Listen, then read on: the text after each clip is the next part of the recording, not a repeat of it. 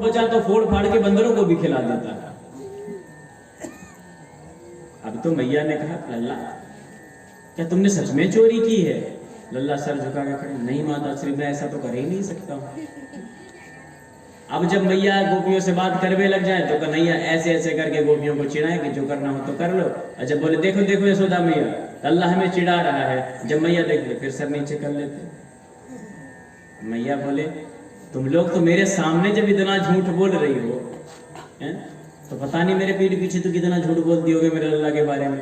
तुमको चिढ़ा कहाँ रहा है, तो सीधा साधा खड़ा है। फिर मैया जब गोपियों की तरफ देखी तो फिर कन्हैया ऐसे चिढ़ाने लग जाते, और जब मैया कन्हैया की तरफ देखे तो सीधे ऐसे बैठ जाते। भगवान इस प्रकार से विविध प्रकार की लीलाएं करते हैं, और गोपियां भगवान का दर्शन करने के लिए भगवान के पास आ जाती। ये भगवान का वात्सल्य इतना गोपियों के प्रति इतना प्रेम है कि गोपियां शिकायत करने के लिए आती हैं। तब मैया ने समझाया, देखो कन्हैया, चोरी करना अच्छी बात नहीं है। उन्होंने कहा, मैया हमने तो चोरी कर ही नहीं, और फिर हम इनके घर में चोरी करने जाएंगे? ये तो खुद ही चुट्टी हैं, इन चुट्टियों के घर में चोरी करके मुझे क्या मिलेगा? मेरे घर में तो इतनी सारी गाय हैं, इतने दूध दही हैं। उन्होंने कहा, हाँ ये भी बात सही है, अगर तुझे माखन मिश्री खाना तो अपने घर में पर्याप्त, तुझे चोरी करने की आवश्यकता ही नहीं है। बोले देखे मैया, ये सब झूठ बोलती हैं, ये मुझसे चिढ़ती हैं, जलती हैं मुझसे, इनके पास नहीं जाता है, मुझे बुलाती हैं, कहती आओ तुम्हें माखन दूंगी, और कहती कि अपने मैया के पास मत जाया करो। अब तो मैया बोला, तुम लोग मेरे पुत्र को मेरे खिलाफ भड़काती हो। उन्होंने कहा, हे राम राम मैया, हमने तो ऐसा कभी सोचा भी नहीं। यशोदा मैया, भगवान इधर खूब एक दूसरे का झगड़ा करवा देते हैं। अब तो मैया ने कहा कि देखो गोपियों, तुम लोग जाओ, अगर पुनः ऐसा हुआ तो मैं तुम्हें, अब जब तुम लोग इसको साक्षात देखना, सबूत के साथ इसको पकड़ के लाना जब चोरी करते समय, तब हमसे बात करना। उन्होंने कहा, ठीक है मैया, इस बार तो हम जा रहे हैं, परंतु अगली बार फिर लेकर के आएंगे, वो पकड़ के लाएंगे। जब चोरी पकड़ी जाएगी ना, तब आपको फिर इसको सजा देनी पड़ेगी। उन्होंने कहा, ठीक। भगवान ने कहा, हाँ जाओ जाओ, तुम्हारे जैसे पकड़ने वाले पकड़ते रह गए, हमें पकड़ नहीं पाए। अब इधर जैसे गोपियां गई तो मैया ने कन्हैया से पूछा, क्या सच में तो चोरी करने गया था? वो कहते, नहीं मैया, मैं चोरी करने कहाँ गया था। और रोनी से सूरत बना लेते तो मैया कहती, कन्हैया मुझे पता है तू चोरी नहीं कर सकता। मैया ने कन्हैया को गोद में उठाया, बोला, देख कन्हैया, अगर किसी दिन तेरी चोरी पकड़ी गई तो फिर तू देख लेना तेरे साथ में क्या करूंगा। कन्हैया कहते, माता जब मैं चोरी मैया करूंगा तब तो मुझे पकड़ेगी, और जब चोरी करवे नहीं करूंगा तो पकड़ेगी कैसे?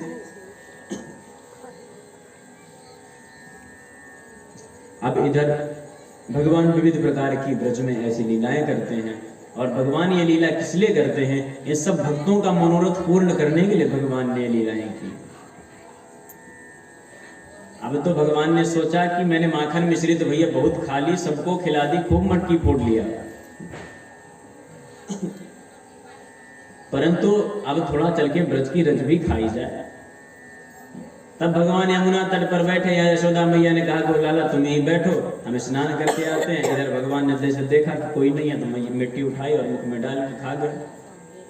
अब इधर दाऊ जी ने देखा, बोले देख मैया, लल्ला ने मिट्टी खाई। सब ग्वाल वाल बोले, हाँ मैया, लल्ला ने तो मिट्टी खाई नहीं। अब मैया दौड़ करके आई, बोले क्यों कन्हैया, तेने माटी खाई?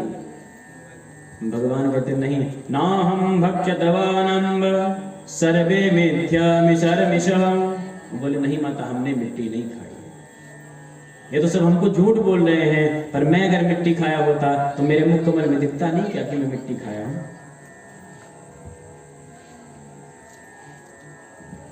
अब तो उन्होंने, कन्हैया ने कहा, अगर मैया मैंने मिट्टी खाई है तो एक काम कर, आज मेरे मुख में देख ले, अगर मेरे मुख में मिट्टी होगी तो देख ले आकर के, अगर मैंने मिट्टी खाई है तो। अब तो इधर मैया आई देखने के लिए मुख, तो इधर मुख खोला भगवान ने, तो भगवान ने पूरे ब्रह्मांड का दर्शन करा दिया। बोले कृष्ण कन्हैया लाल की। अब तो मैया ने पूरे ब्रह्मांड का ही दर्शन करा दिया। अब तो मैया का मुंह खुला खुला रह गया, हे राम, ये मैंने क्या देख लिया।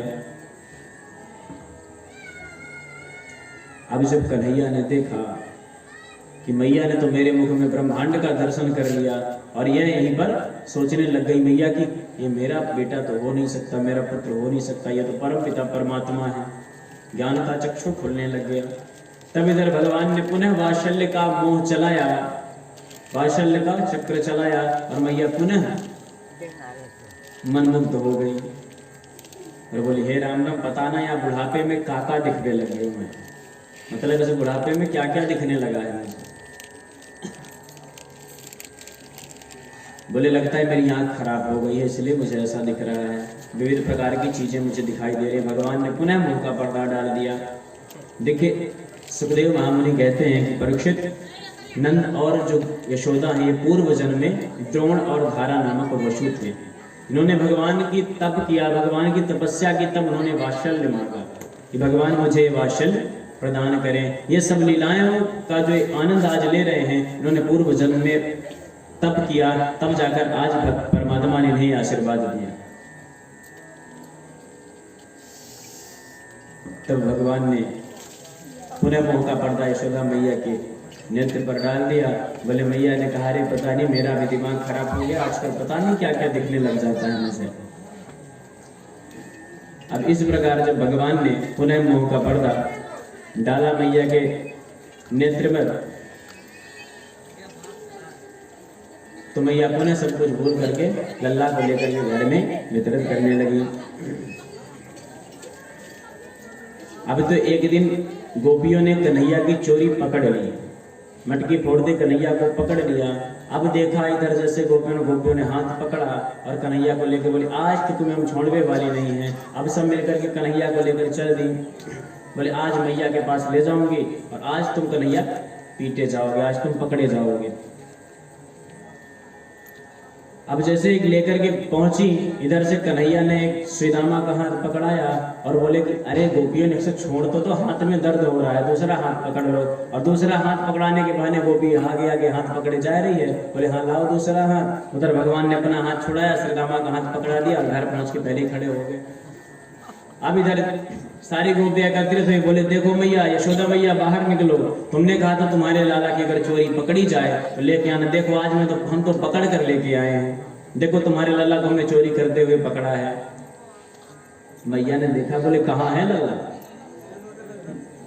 मुझे तो ना दिख रहा लल्ला, ये लल्ला है, तेरा दिमाग खराब है, तो बाबरी रह गई है का? ये कन्हैया कहाँ है? बोले हे राम राम, हम तो कन्हैया को पकड़ करके लेके आए थे, ये कहाँ से हो गया? इधर कन्हैया आया, बोले रुको मैं बुलाती हूँ कन्हैया को। उसने कहा, यशोदा मैया ने कहा कन्हैया। कन्हैया पुनः सर झुका करके बोले हाँ माता श्री, आपने बुलाया मैया मुझे? गोपियों ने कहा हे राम राम, ये कब वहां पहुंच गए, हम तो इसी को पकड़ के लेकर के आए थे। तब भगवान के हाथों में माखन लगा हुआ, भगवान के मुख पर माखन लगा था। अब तो भगवान फंस गए। एक गोपी बोली देखो देखो मैया, तुम्हारे कन्हैया के मुख पर माखन लगा हुआ है और ये ताजा ताजा माखन हमारी मटकी फोड़ करके। अब तो मैया ने देख लिया, बोले हे अब तो तुझे छोड़ूंगी नहीं है। अब लेकर के सांटी कन्हैया के पीछे दौड़ पड़ी, बोले रुक कन्हैया, आज तुझे नहीं छोड़ूंगी। मैंने कहा था जिस दिन तू पकड़ा जाएगा उस दिन तुझे अच्छी खासी तेरी कुटाई करूंगी मैं। लेकर के एक छड़ी लेकर के दौड़ पड़ी। भगवान पीछे पीछे भाग रहे हैं और मैया छड़ी लेकर के भगवान के पीछे जा रही है और भगवान मैया के आगे आगे भाग रहे, मैया पीछे पीछे। रुक जा कन्हैया, रुक जा कन्हैया। सारे देवता ये देख करके मदमुग्ध हो रहे हैं, कहते बाहर परमात्मा, पूरे जीव को चलाने वाला, पूरे संसार का पालन पोषण करने वाला आज एक छोटी सी छड़ी से डर रहा है। बोले महाराज, भगवान कहते हैं मुझे किसी से डर नहीं लगता, डर लगता है तो भक्ति से लगता है, भगवान को डर लगता है तो प्रेम से लगता है, भाव से डर लगता है। ये तप का प्रभाव है, ये भक्ति का प्रभाव है कि आज देखिए यशोदा मैया छड़ी लेकर भगवान का पीछा कर रही है, भगवान भाग रहे हैं, कहीं छड़ी नहीं लग जाए। भगवान को भी आज डर लग रहा है। किस लिए डर लग रहा है? कहीं वात्सल्य रूपी जो छड़ी है मेरे ऊपर लग ना जाए। भगवान बचने के लिए दौड़ते दौड़ते तो यशोदा मैया थक गई। कन्हैया को दया आ गई मैया पर, अरे नहीं नहीं ऐसा नहीं करना चाहिए, ये तो हमारी मैया है, थक गई। जब मैया बैठ गई, कन्हैया फिर गए, बोले अरे मैया मैं तुझसे वादा करता हूँ अब तुम्हें चोरी नहीं करूंगा। उठक बैठक लगाने लगे कान पकड़ के। मैया ने कहा तो एक बार मेरे हाथ में तो आ जा कन्हैया। मैया जैसे बैठी थी, कन्हैया पहुंचे, मैया आई, पुनः कन्हैया भाग दी। बोले नहीं नहीं भैया, तो पहले छड़ी को फेंक दे तब तो मैं तेरे पास आ जाऊंगा। मैया ने बोला ये छड़ी तुझे मारने के लिए नहीं लिया है मैंने, ये तो ऐसे ही लिया है। बोले नहीं, पहले तो छड़ी फेंक, इसके बाद तेरे पास आऊंगा। मैया कोई भरोसा नहीं, तू मार भी सकती है। यशोदा मैया हाथ में छड़ी ली हुई है, कहती आ जाओ कन्हैया, मैं तुम्हें नहीं मारूं। लो मैंने छड़ी फेंक दी। अब तो मैया ने छड़ी फेंक दी और कन्हैया को ले लिया। अरे बोले मैं कन्हैया तुझे मार थोड़ी ना रही थी, मैंने तुझे मारने की तो बात की ही नहीं, मैं तो ये कह रही थी कि देख चोरी करना अच्छी बात नहीं है, सुधर जा। उन्होंने कहा ठीक है मैया, अब चोरी नहीं करूंगा। मैया को जैसे उन्होंने परेशान देखा, मैया को समझाने लगे, मैया अब चोरी नहीं करूंगा मैं।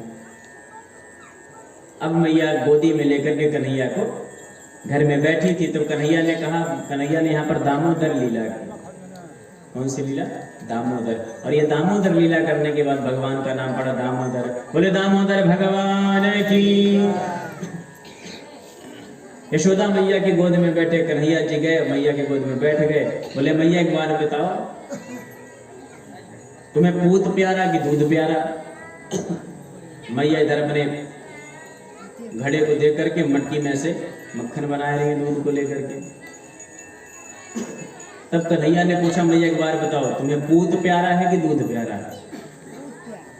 मैया ने कहा लाला ये भी कोई पूछने वाली बात है, ये भी कोई पूछने योग्य बात है, जाहिर सी बात है पूत ही प्यारा है। मैया ने कहा अच्छा मैया, मुझे पता था तुम मुझसे अत्यधिक प्रेम करती हो, तुम तो मेरी प्यारी मैया हो। अब भगवान को गोदी में लेके रखा था, इतने में देखा उधर तो दूध जो है उफान मारने लगा, सारा दूध गिरने लगा। कन्हैया को उठाया, बगल में बैठा दिया और दौड़ के गई दूध के पास। बोले हे राम राम, पूरा दूध गिर गया। कन्हैया को बड़ा तेज गुस्सा आया, अभी तो कहा कि पूत प्यारा, अब दूध जैसे गिरने लगा तो दूध को पकड़ने चली गई। कन्हैया ने छड़ी उठाई और डंडा उठा करके सारी मटकियां फोड़ना घर की प्रारंभ कर दी। अब जितना भी घर में दूध माखन रखा था सब कुछ फोड़ डाला। बोले मैया तुमने तो कहा कि मुझे पूत प्यारा है, फिर तुम पूत को पटक दी नीचे, मुझे चोट लग गई, तुमने पूत को पटक दिया दूध के लिए।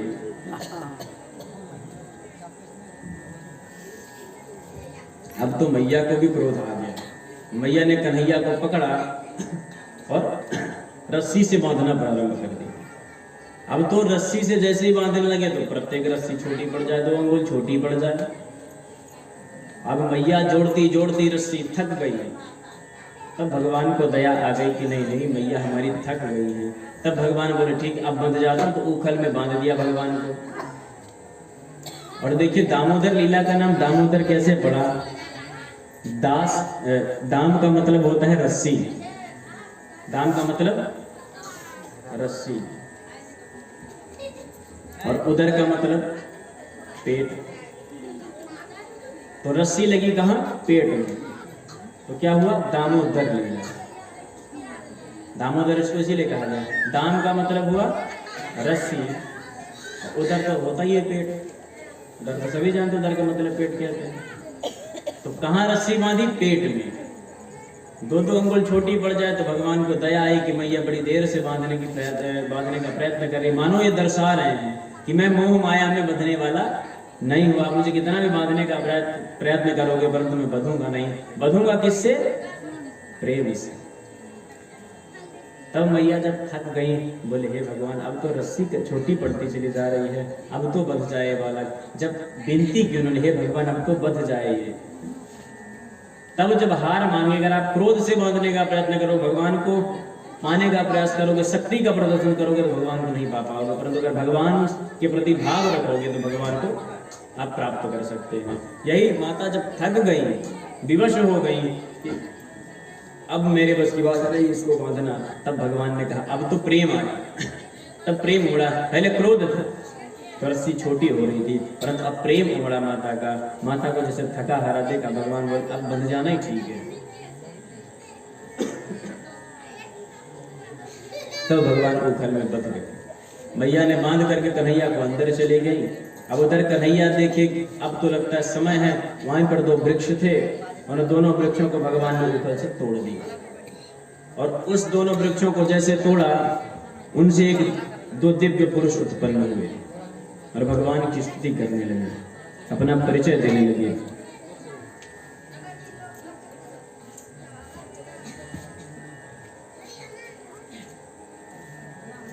वो अपना परिचय देते हैं कि महाराज, भगवान ने पूछा कौन हो तुम? उन्होंने बतलाया महाराज मैं कुबेर का पुत्र हूँ। महाराज हम कुबेर के पुत्र हैं, हमारा नाम नलकूबर है और मणिग्रीव। नलकूबर और मणिग्रीव है हमारा नाम। महाराज हम कुबेर के संतान हैं और हमें नारद ऋषि ने श्राप दिया था, जिसके कारण हम वृक्ष बन गए थे। देवर्षि नारद ने क्यों श्राप दिया था? क्योंकि बोले महाराज हम लोग सरोवर में स्नान कर रहे थे, बगैर वस्त्र के सरोवर में स्नान कर रहे थे, तो देवर्षि नारद ने हमें श्राप दे दिया कि जाओ तुम वृक्ष बन जाओ, तुम जड़ हो, तो जाओ तुम जड़ बन जाओ।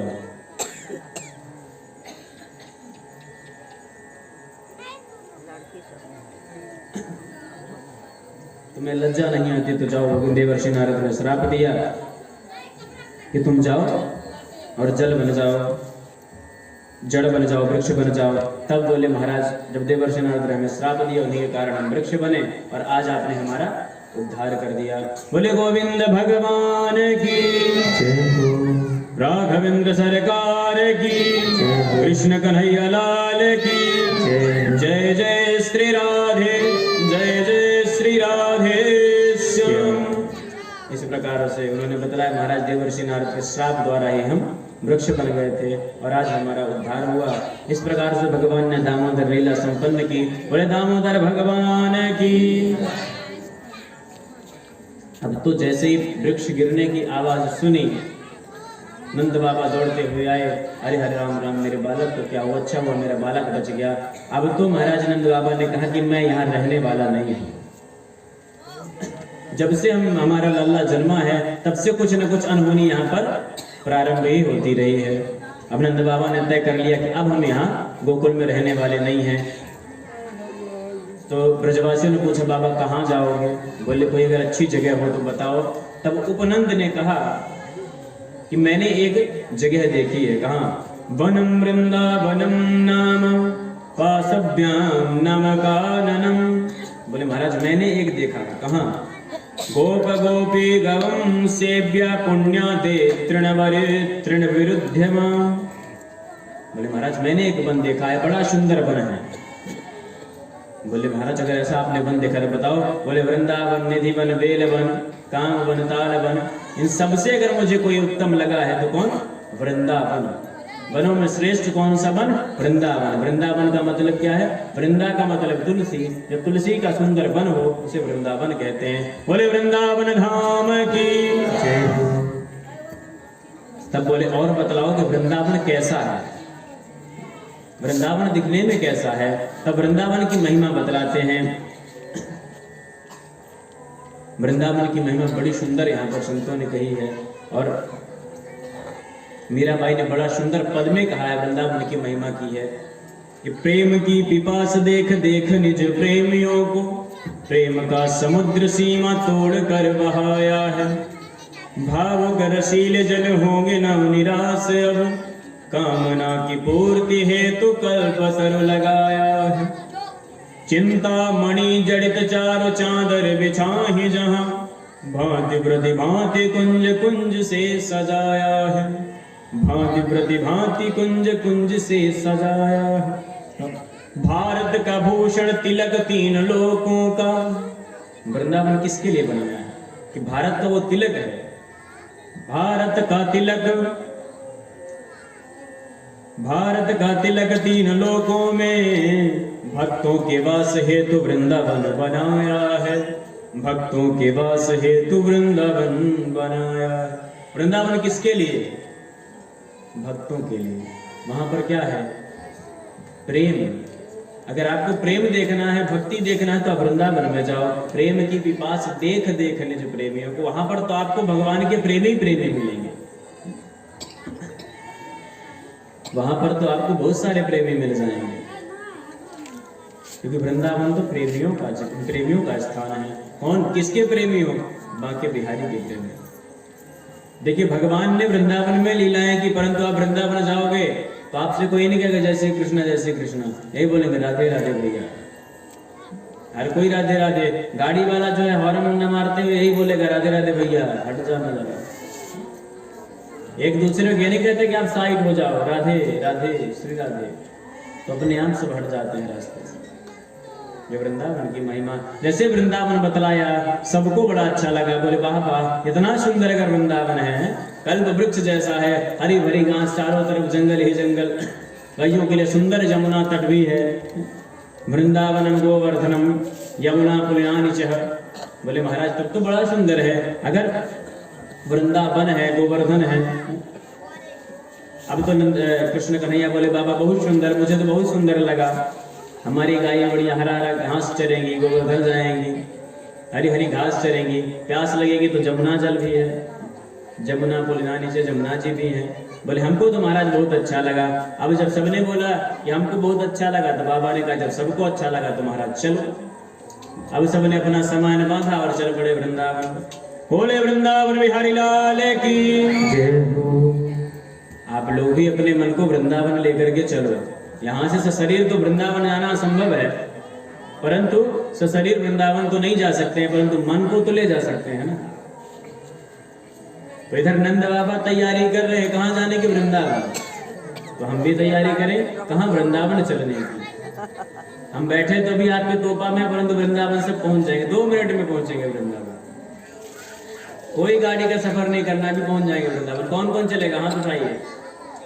आप लोग हाथ ऊपर करो जिसको वृंदावन चलना है। आप लोग नहीं जाओगे? अरे माता जी आए हो, अभी चलना है कि नहीं चलना है? हम अभी ले चलेंगे आपको वृंदावन, चलेंगे। आप लोग नहीं जाएंगे, कोई बात नहीं, आपको सशरीर नहीं ले जाऊंगा, मन के साथ लेके चलना है। क्यों? मन चल रे वृंदावन धाम, राधे राधे गाएंगे। अपने मन को वृंदावन लेकर के जाओ, शरीर तो यही पे रखो। जैसे नंद बाबा पूरा परिवार समेत लेकर के पूरे ब्रजमंडल के साथ जा रहे हैं कहाँ, वृंदावन, उसी प्रकार से हम अपने मन को लेकर के चलते हैं कहाँ, वृंदावन। और देखिए दाऊ भैया के साथ कन्हैया चल पड़े, कहाँ चल पड़े, वृंदावन। वृंदावन में जाकर भगवान ने क्या किया, जैसे वृंदावन गए, भगवान ने जैसे सुंदर हरी हरी घासें देखी, भगवान प्रसन्न हो गए।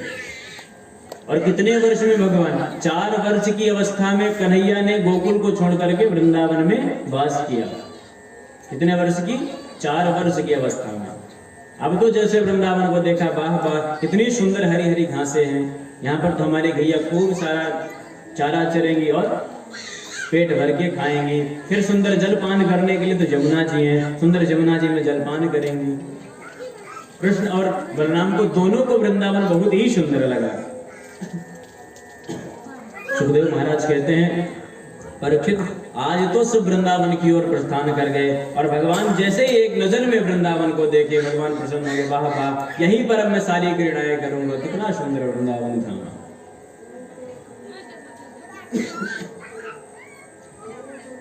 समय बीता, सबने वृंदावन वास किया।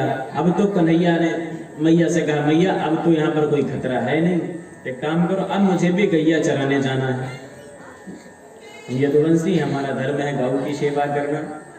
तो गैया लेकर बोले, मैया मैं भी गैया चराने को जाऊंगा। तब मैया ने कहा, नहीं नहीं लाला, अभी तो छोटा सा है, 4 साल का बालक है, तो अभी से गैया लेके जाएगा। बोले अभी नहीं, अभी तू बछड़ों को चरा, छोटे छोटे जो बछड़े उनको चरा, इसके बाद फिर जब तू बड़ा हो जाएगा तो गैया लेके जाना। कन्हैया ने कहा ठीक है मैया। अब तो कन्हैया बछड़ों को चराना प्रारंभ कर दिए। अब बछड़ों को लेकर के जाते हैं कन्हैया चराने के लिए।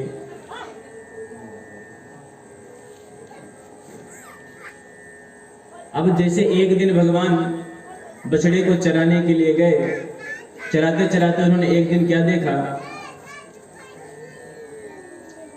बछड़ों को लेकर के गए कहां, चराने के लिए। जब बछड़ों को गए तो वहां पर वत्सासुर आया। वत्सासुर नामक एक दैत्य आया और उसने भगवान की तरफ दौड़ा। जैसे भगवान की तरफ दौड़ा, भगवान ने उसको उठा करके एक ही बार में फेंका और उसके प्राणों का अंत हो गया, उसका भी गोविंदाय नमो नमः हो गया। बोले कृष्ण कन्हैया लाल की, बत्सासुर मर्दन कृष्ण कन्हैया लाल की। इस प्रकार से बत्सासुर का प्राणांत हुआ।